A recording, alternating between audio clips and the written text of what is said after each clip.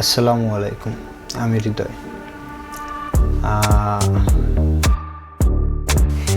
কি কম আসসালামু আলাইকুম, আমি হৃদয়। অনেকদিন পরে অন্য একটা ভিডিও নিয়ে আসলাম। আমার চ্যানেলে অনেকদিন ধরে ভিডিও আপলোড করা হচ্ছে না, কারণ আমি একটু ব্যস্ততার ভিতরে ছিলাম। তারপর আমার ফোন অনেক খারাপ হয়ে যায়, এই কারণে আমি ভিডিও করতে পারি। সো কালকে আমি নতুন ক্যামেরা নিই, তারপরে যে ক্যামেরা দিয়ে আমি শ্যুট করতেছি।